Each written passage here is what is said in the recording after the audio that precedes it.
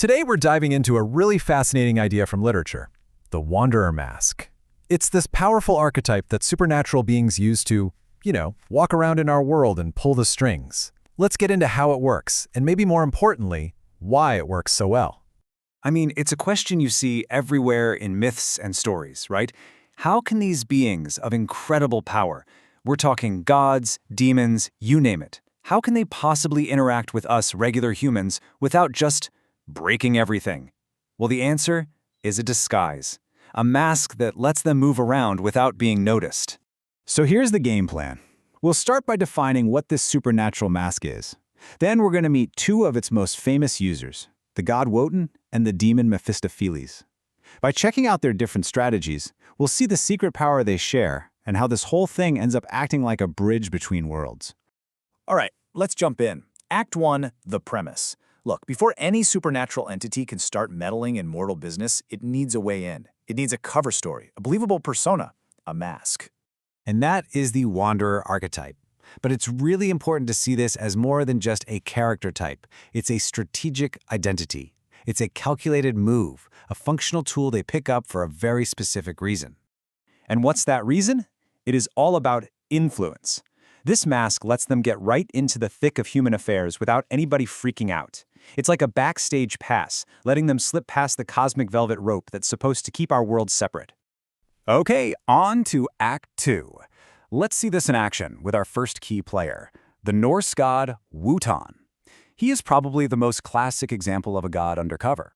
So Wotan, who you might know as Odin, the All-Father, he doesn't just put on a wanderer's persona, he literally takes the name The Wanderer. He fully commits, trading his golden throne in Asgard for the same dusty roads we walk on. His disguise is actually pretty simple, just a wide-brimmed hat and a long cloak. But that hat is everything. It's always pulled down low to hide his missing eye, which would be a dead giveaway of who he really is. The cloak just obscures his godly figure, turning him into another shadow in the crowd. So why does he do it? Wotan's reason is pretty profound, actually. He wants to truly understand people. From way up on his throne, he can only see so much.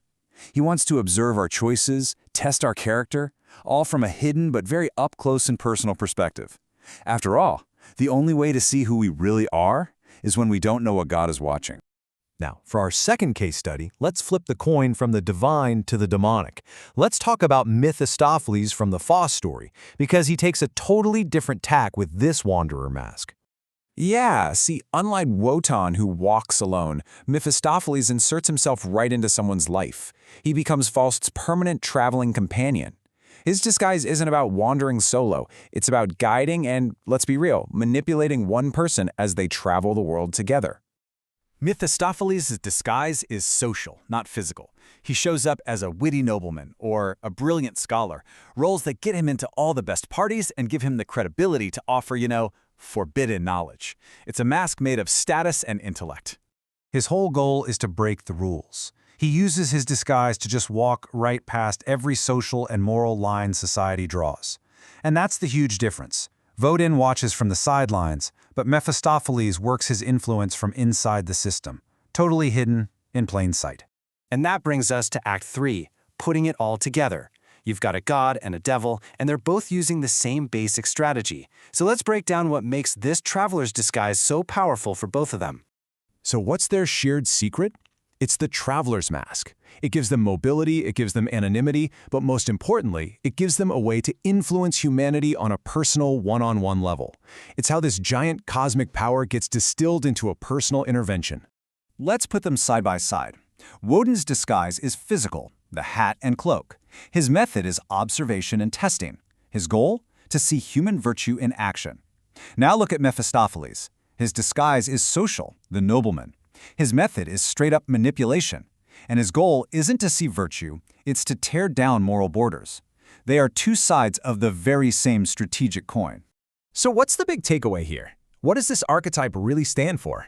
Well, that brings us to our conclusion, the bridge between worlds.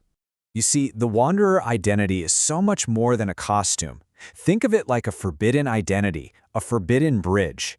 It's a loophole in the cosmic order, a secret path that lets these powerful beings cross over from their world to ours and just walk among us like they belong here. In the end, the source material says it perfectly. This persona bridges the gap between different worlds and states of being. It collapses the distance between the divine, the demonic, and the human. Which kind of leaves you with one last question, doesn't it? Who else might be walking our roads in disguise?